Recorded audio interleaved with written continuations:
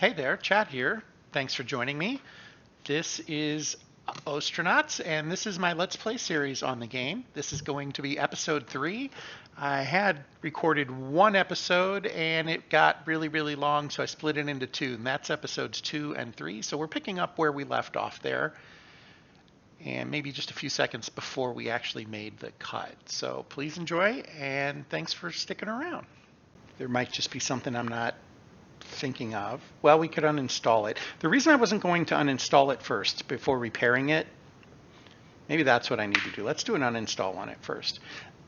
If I take it back to my ship to repair it while I'm like flying back to the K-leg and I don't have the necessary parts, I can't continue with it. But while I'm on the ship that it started on, oftentimes the parts are laying right around here, the ones that it needs. So I don't have to go hunting for them, and it would just repair it while it sits here. I'm going to speed up time. Sorry about that. There we go. Now that makes sense. So now that it's uninstalled, he's able to work on it. Okay, that could be specific to reactors and how they work. My understanding is the concept is the reactor is technically on the outside of the ship on the bottom side. So it would make sense that he can't get to it to repair it while it's installed. That does make some sense. At least I can see where they're going with it. Now you'll notice that he picked up a whole, oops, no. He's now walking into, I did not do the cancel the auto task, I don't think, although I shouldn't have had to actually. He's walking out into the vacuum there. That wasn't a good idea. But he has picked up pieces to use to help fix the part that he's repairing. So you'll notice he's got some scrap steel, electronic parts, mechanical parts. And he's done that all on his own, because they were available. And we're going to run back out there. This is why an EVA suit becomes very beneficial. I don't have to keep running back to take care of the oxygen issue. Okay, so he's going to continue to repair that, I think. There we go. He's gathering the parts is what's happening now.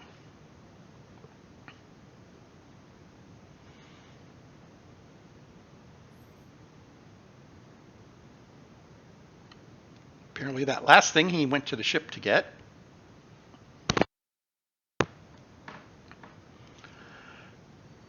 Yeah, we're going to go ahead and finish it. Okay, and I'm going to go ahead and pick it up, and we're going to drag it back to the ship. And that'll be our first big piece of salvage.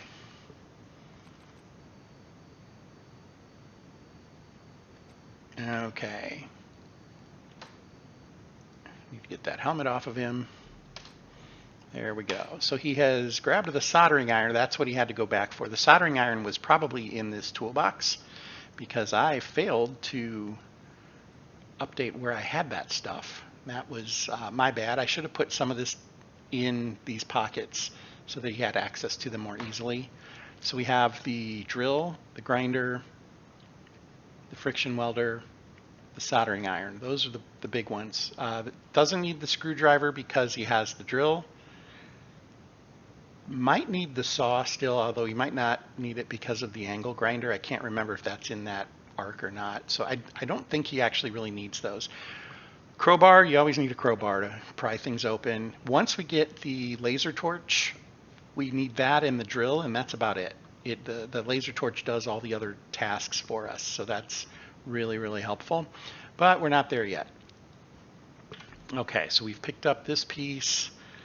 Let's play a little Tetris here. Put that one there. I can move those batteries around. I can put something here. Although if I put something under this, it will block the oxygen coming in. That's something to be mindful of. This side of a pump is what gets shot out, and if there's something blocking it, it won't work. So that's something to, again, pay attention to. Okay. I was paused. I guess this won't really matter, but there we go. Come back and we can get one more of those 3x3 pieces if we can find one. This is why I probably should have put a light down. This is why I carry him. He's not moving. didn't like where I told him to go. So the idea being, if I come in here, whoops, come up here to where that is. Okay, slow down the time, turn on a light, put the light there. I now have some indication of where it is at.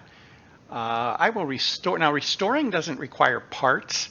So when you right-click on a piece, if it needs to be repaired, it will have repair. If it is repaired, but it is, has some slack here where it's damaged, that needs to be restored.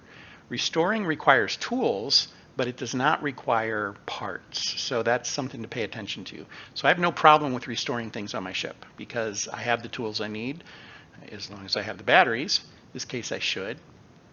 So we're going to go ahead and grab this piece by picking it up. And there's the hole where the reactor ends up going. If you've seen my Complete Beginner's Guide, you know that you have to have a hole in the floor where you build the reactor. That's just the way it works. Hopefully we'll get to do that someday. It is a long grind. I hate using that word. It's rather derogatory in most cases, but I kind of enjoy the solitude of kind of working on a problem in this game. I don't really consider it that kind of grind. It's not the leveling grind that you have in some games.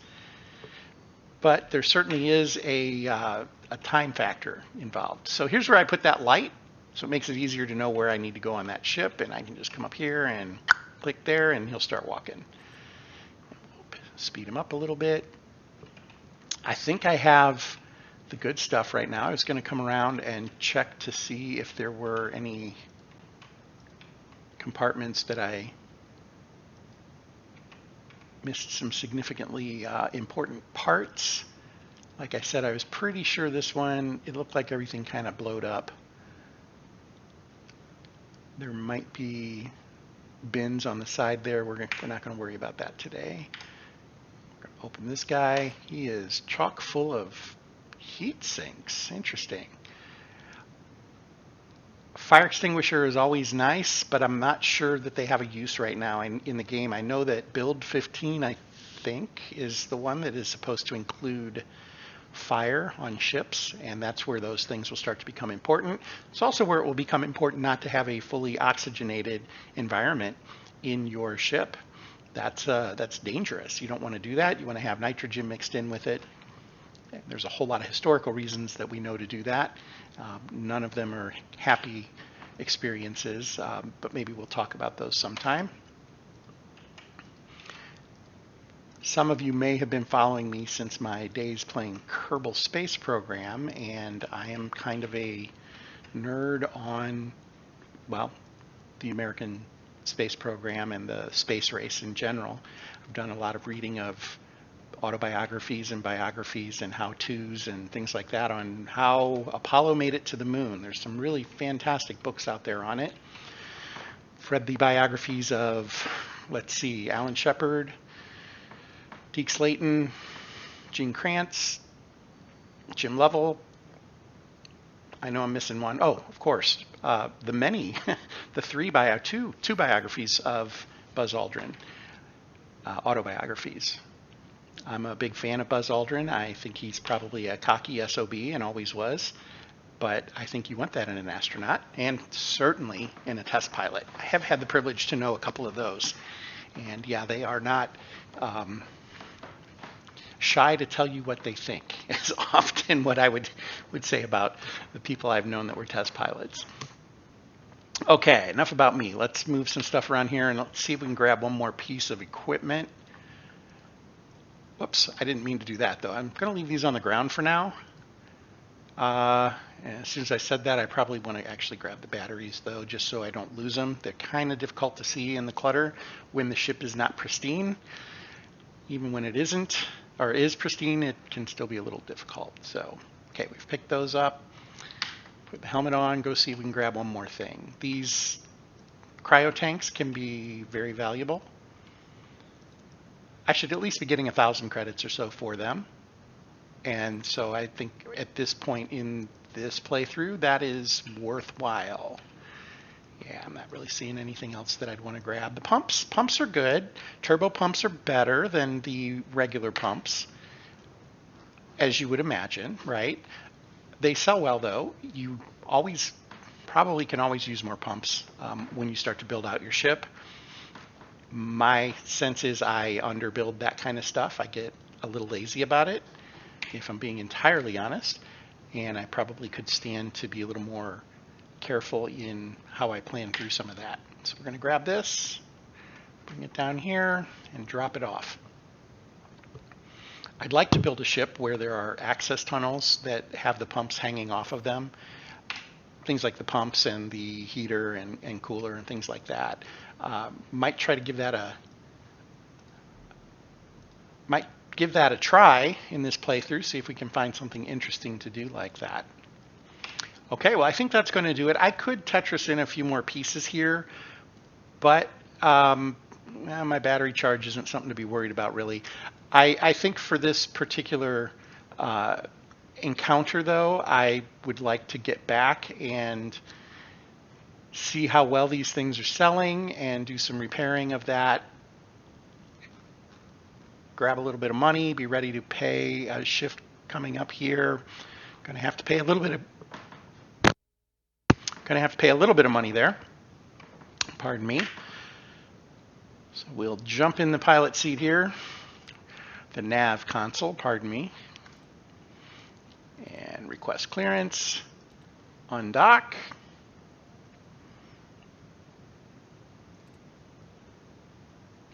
There we go. And we'll just kind of gently back away, start heading to the right, because that is where the station should be. Yep, the station's moved a little bit. Looks like a clear shot to it, though. We should dodge those other ships. I want to get plenty clear of this one first. Looks like we got some distance there, though. So we now have our target as O-leg, K-leg. I call it K-leg. I think that's what I'm going to try to stick with to be consistent. So bearing 74, so we're going to spin to the right a little bit. Expected that because there are other ships in the area.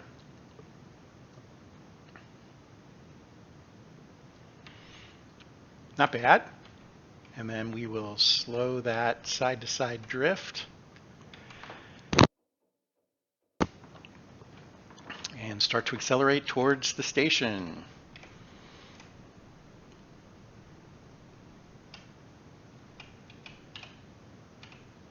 Okay, there we go. 13 minutes out. So 13 minutes. So at 1600, I want to be paying attention to what I'm doing here.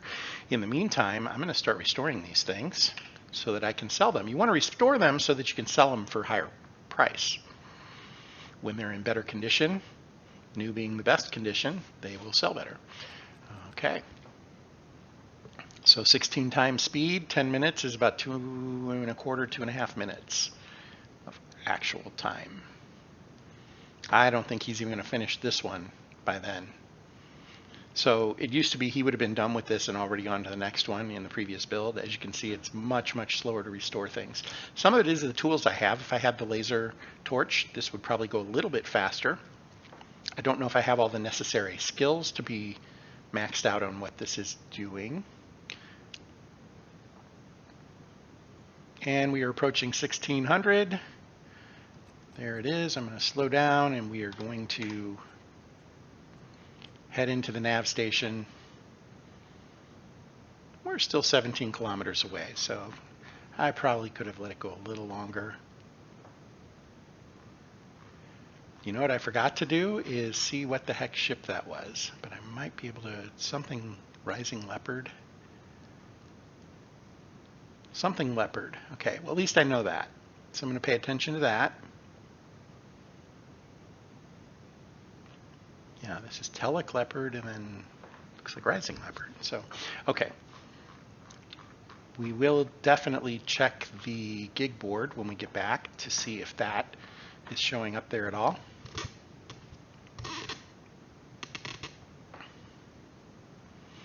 And I'm going to speed up time. it will automatically slow back down. I'm at 8 times now. When it hits basically when the warning goes off, if you don't have it muted, it will slow time down for you. There it is. So we'll clear that, go to comms, hail ship, actually hailing the base, but that's okay, docking. Request clearance. We were lined up pretty well, but I hadn't actually paid real close attention there. We're drifting a little more than I would like. And I need to slow down. You definitely don't want to hit the station too fast. That's not good for anyone. Okay. There we go. Okay, so that's where this is the sweet spot I like to be in. Right about here. Rather that go away.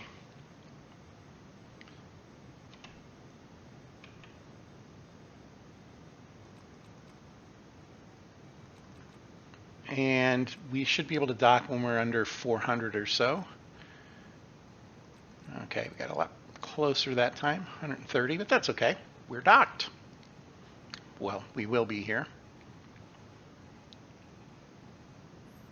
And there it is. So we are safely docked. Come out here and there we go. That was weird. I'm going to put on his street clothes. So somebody had asked in one of my Complete Beginner's Guide videos, why do you bother changing clothes?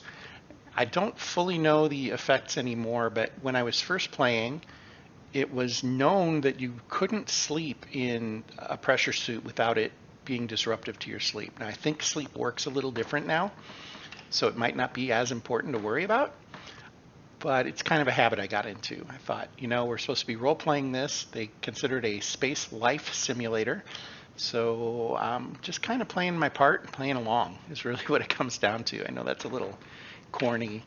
I'm not going to pretend that I'm in it for the immersion factor or anything like that. But that's where we stand. So I did have a thought.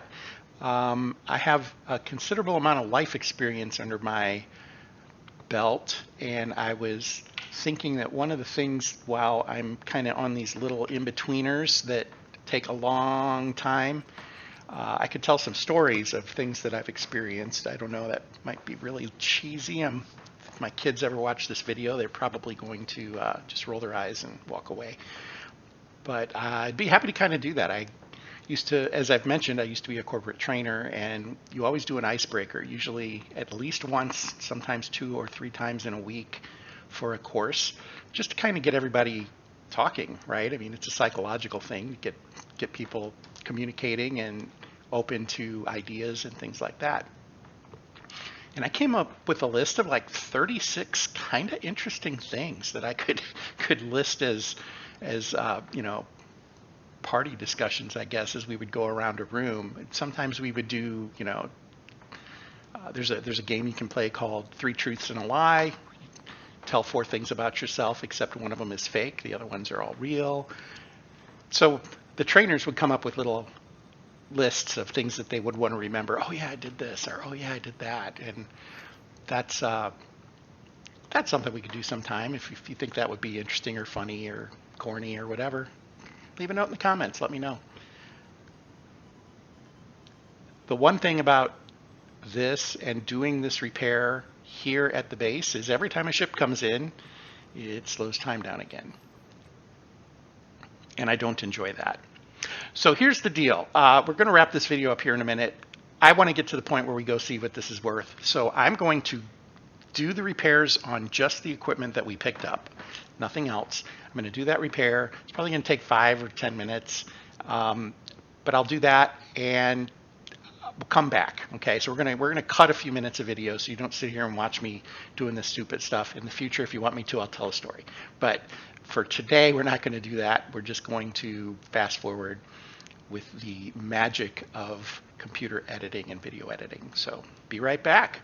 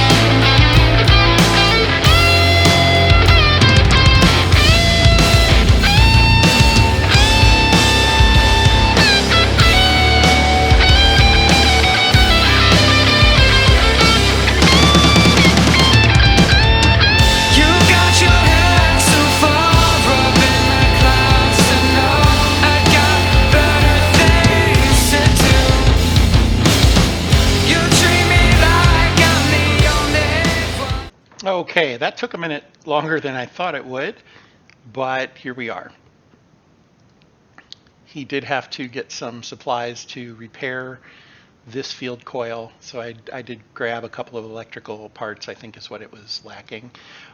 We're going to real quick hack these, and then we're going to go try to sell them to the Fixer is his name, the black market. Unlock the PDA.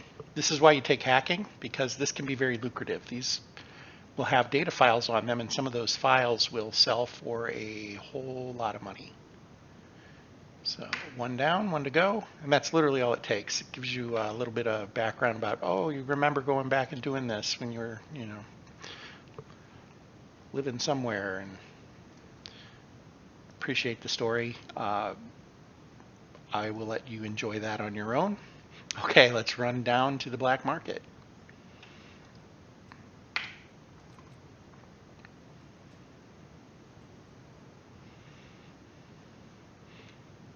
There we go. I am seeing that this video is going to run way, way longer than I had hoped. And so we might have to do a little bit of editing there to kind of cut it into two parts. This might end up being episode 2 and 3. And if that's the case, well, I guess that's a good thing, right?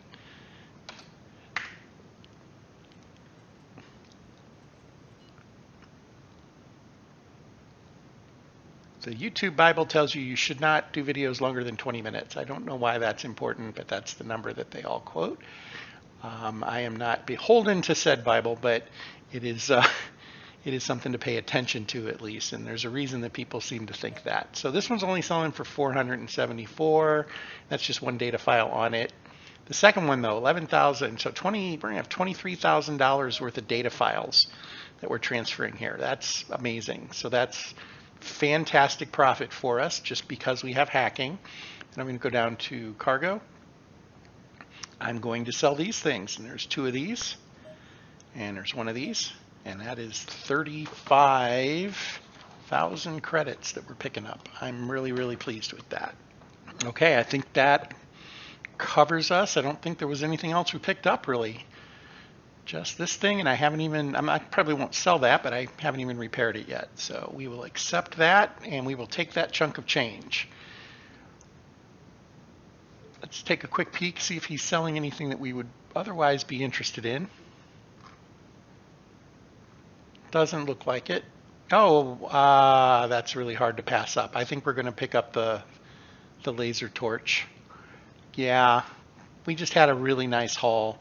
The laser torch is ours. I'm going to buy that. Now he doesn't have a charger for it. The charger is pretty expensive too. It's not something to sneeze at, but we'll take a look at that.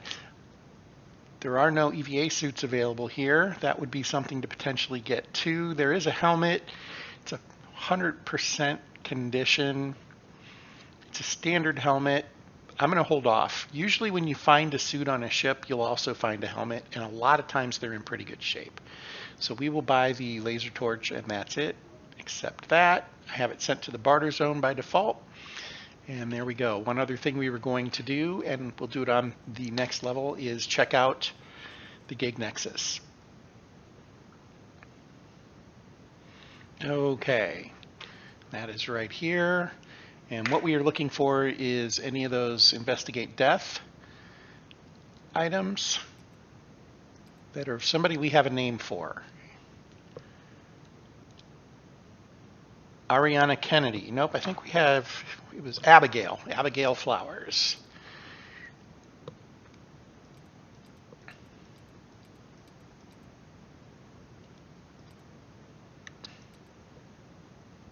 Nope. Nothing showing up there. That was the only one, and it's not somebody we had located. I'm going to go ahead and back to the ship and going to wrap this up. It looks like this turned into 2 episodes, not just 1. Again, I'll try to be a little bit more mindful of that so that there's a little bit better continuity between the episodes as I go. But I appreciate you watching. I hope that this is something you're enjoying. might be having a little more fun with it than I thought I would, and that's always a plus, isn't it? So thanks for your time, and until next time, fair travels.